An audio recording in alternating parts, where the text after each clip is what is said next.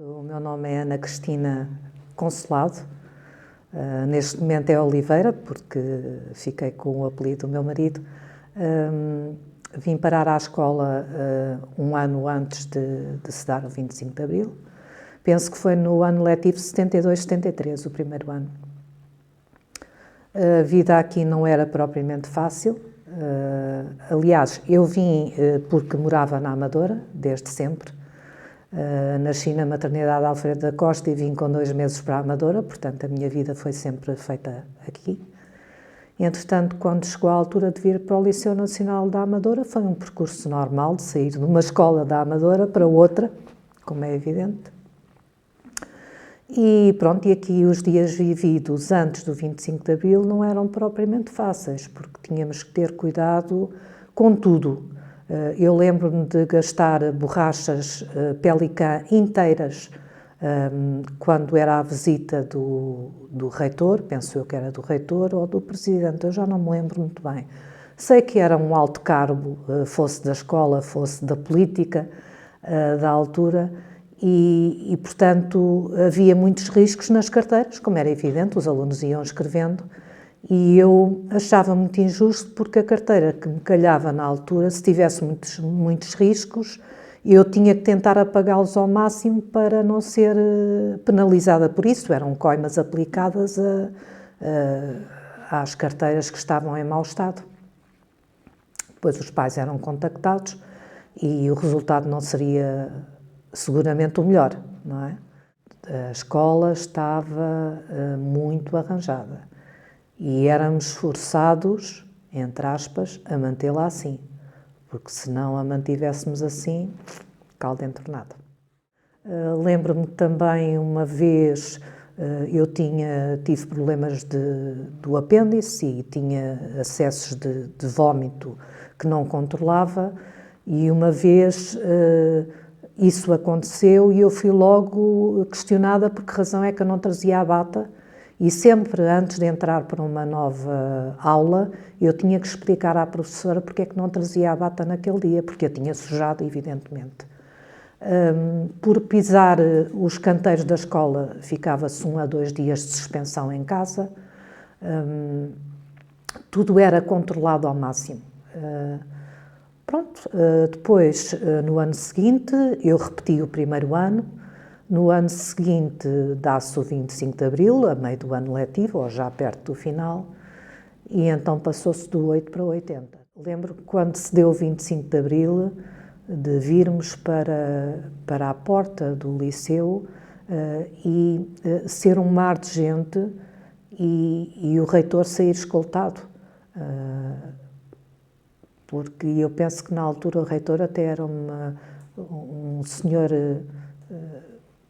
que não fazia mal a ninguém, nem. Eu penso que ele era incutido um pouco pelo contínuo que estava aqui na altura, que nós apelidávamos de King Kong, porque ele era mesmo o King Kong, com ele ninguém brincava, e ai de se alguém era apanhado pelo King Kong, era logo o gabinete do reitor. Portanto, soube-se mais tarde, diziam, eu não soube, diziam que o senhor tinha pertencido, ou que pertencia na altura à PIDE, e, portanto, tinha alguma influência nas decisões que se tomavam.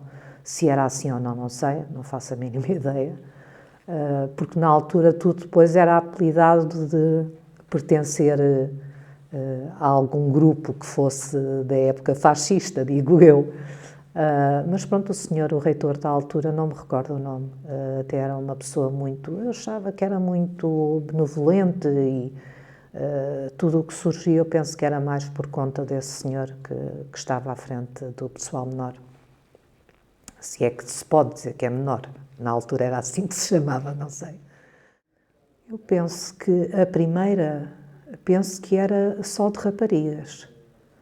Por isso é que havia o CMF e o CM, para não haver misturas na altura. Mais tarde foi mista, sim.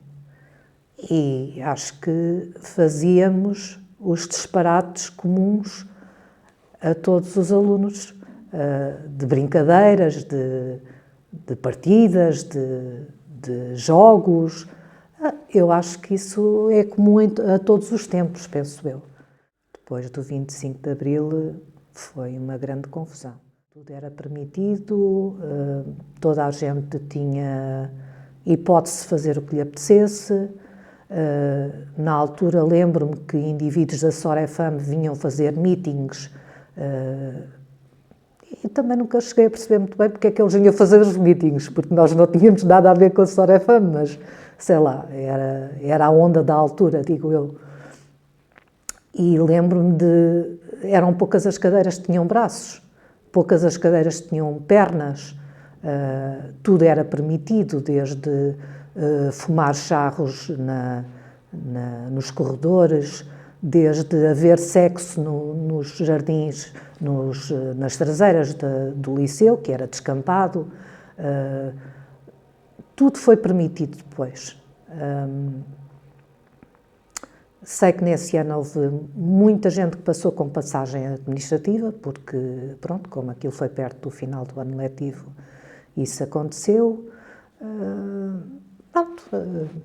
Não tenho assim muito mais a referir que me lembre. Talvez um caso... lembro-me também que era frequente, depois, mais tarde, com as bancadas das diversas fações políticas, dos alunos, claro, o resultado final era sempre tareia, discordavam uns com os outros e pronto, e depois no final havia sempre chatice.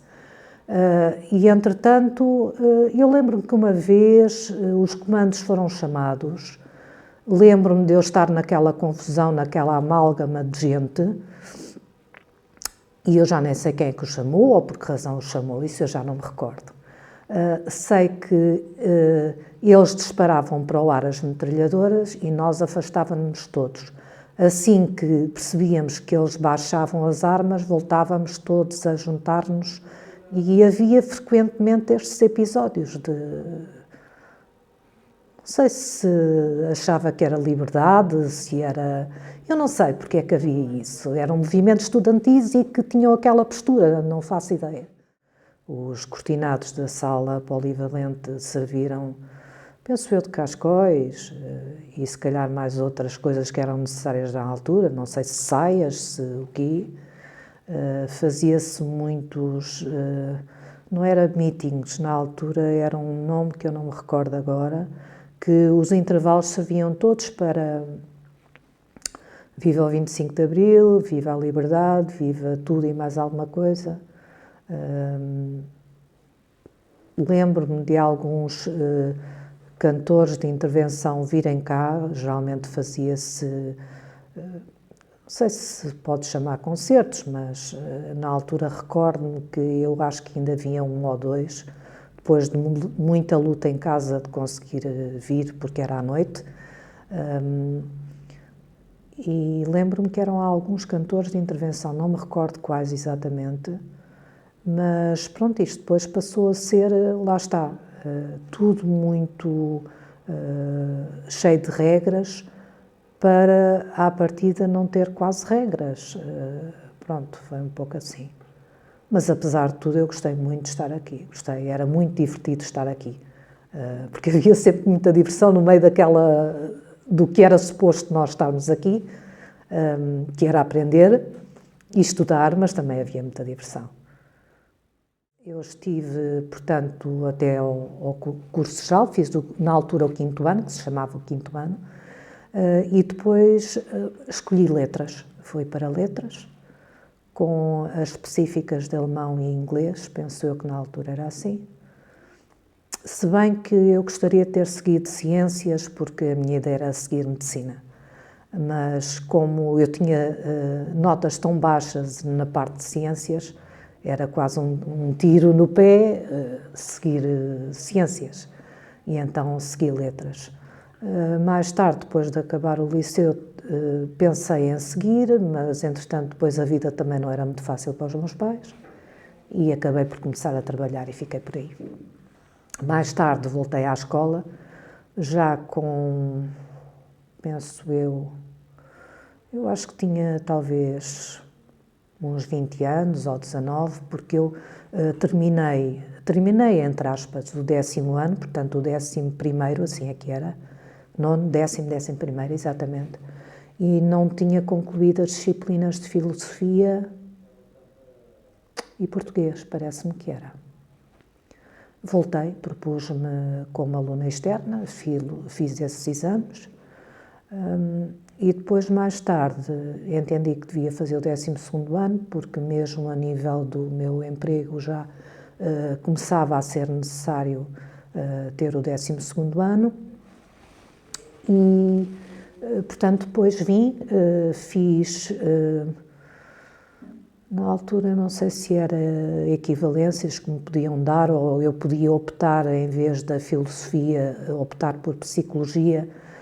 Foi ao abrigo de um decreto de lei qualquer que eu não me recordo agora, pronto. E depois fiz como aluna também externa e consegui tirar o 12º ano, mas isso foi muito mais tarde. Foi para aí em 2001. Portanto, já eu tinha 41, por aí. E pronto, e fiz aqui o 12º ano. Sempre olhei com os mesmos olhos, nunca vi... ou seja, talvez às vezes eu acho que havia partes em que já a tinha encontrado melhor, digamos assim.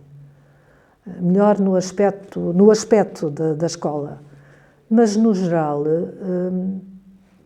Não encontrei grandes diferenças. Claro que depois também não contactei propriamente, não havia um dia-a-dia, não é verdade? Pronto. E parece-me que os meus filhos também têm essa opinião muito semelhante à que eu tinha. Para mim foi sempre o Liceu Nacional da Amadora. O Liceu Nacional da Amadora, na minha altura, era um símbolo. Sei que se ensinava aqui muito bem, lá está, que tinha bons professores e eu nunca questionei, os meus filhos também sempre viveram aqui, nunca questionei por os meus filhos noutro sítio.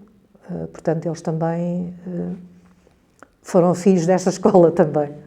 Para os netos, presumo que não será, porque os netos não vivem aqui. Eu gostaria que continuasse a ser outra geração a vir para aqui, mas não sei. Vamos ver o que é que reserva ao filho mais novo, se mantiver na Amadora, porque não? E eu gostava que a escola se mantivesse como ela tem estado até aqui. Para mim é um símbolo. É muito estranho dizer às vezes a ESA, porque eu por acaso tenho o emblema do Liceu Nacional da Amadora, que eu tenho guardado.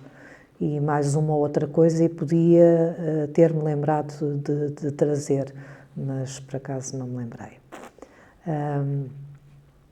Mas pronto, eu acho que, pelo menos para a minha geração, o Liceu Nacional da Amadora será sempre um símbolo.